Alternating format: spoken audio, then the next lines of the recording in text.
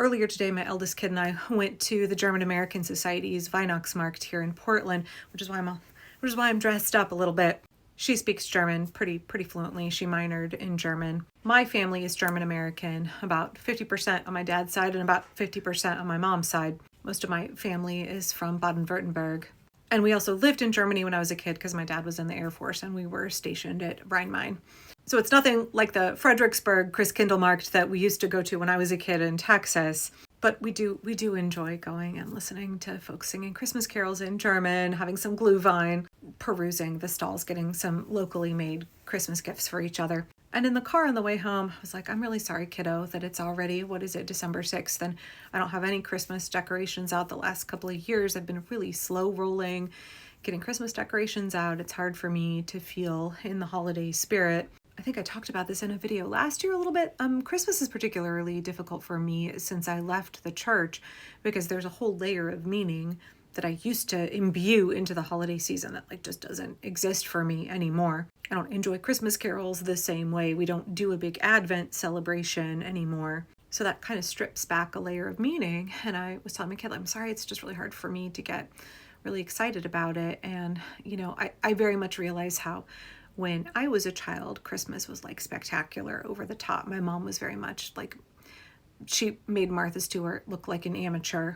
Right, and our house at Christmas would just be like a Bavarian winter paradise come to life, decorated to the nines. My mom would bake every kind of Christmas cookie, lavish holiday meals. She was just a consummate entertainer, hostess, and would have tons of parties at the holidays. Christmas always felt incredibly magical to me as a child. And as somebody who always very much enjoyed traditional kind of domestic skills, I enjoyed baking. I enjoyed decorating. I enjoyed making the house feel really special and having people over to celebrate. It wasn't really until I got older that some of that started to feel a little bit like drudgery to me. It wasn't until I was really pregnant at the holidays or had a baby or had multiple small children and I was just really exhausted that I started to realize holiday celebrations really run on the labor of women. It's because women are doing all of the planning, the prepping, the baking, the buying the presents, the wrapping the presents, all of the cleaning, because women are the ones staying up late doing the dishes and then prepping the meal for the next day. Women are organizing all of the celebrations that all of the other folks who are participating can just enjoy and celebrate. And I know there's been a lot of discourse about that in the last several years, how much holidays pivot around the labor of women, the unrecognized labor of women, and that holidays can really feel like a burden for women as time goes on, especially when we aren't all participating, when we are very isolated, right?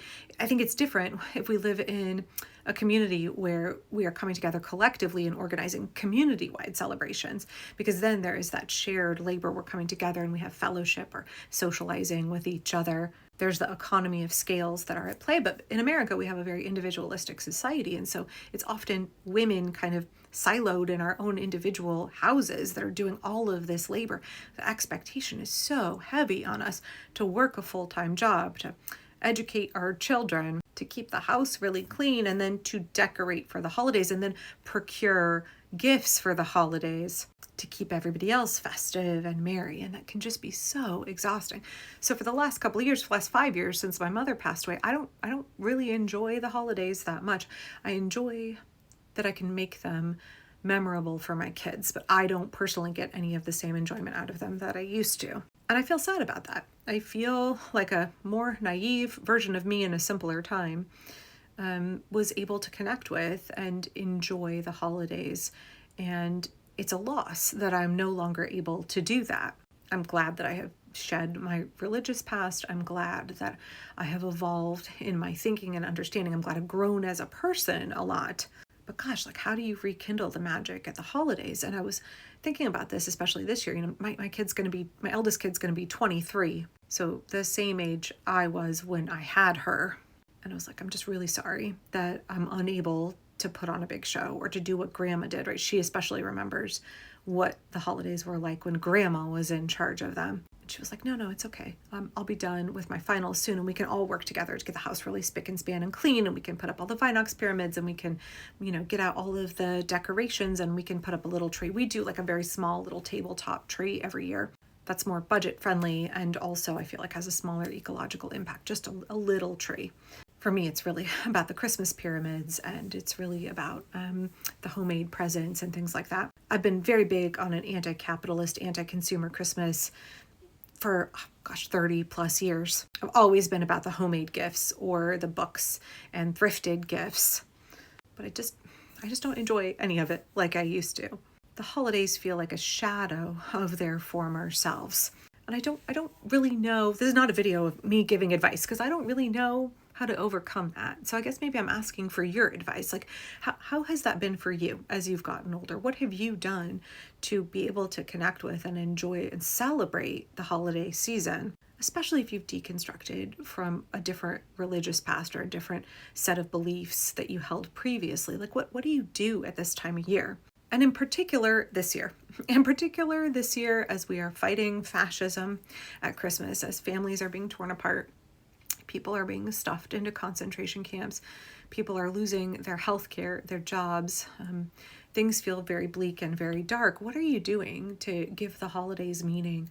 What are you doing to help your kids be able to celebrate and have some kind of normal holiday experience? People who know me in real life know that I'm a huge fan of Ruth Goodman and her shows on the BBC. It's like Edwardian Farm and Victorian Farm and Tudor Monastery Farm and Wartime Farm. I love these shows. I binged them during 2020. They were my comfort. You can find them for free on YouTube. But I really like the Christmas episodes because Victorian Christmas was difficult for working class people. Wartime Farm's Christmas episode also, what was Christmas like for Brits in World War II?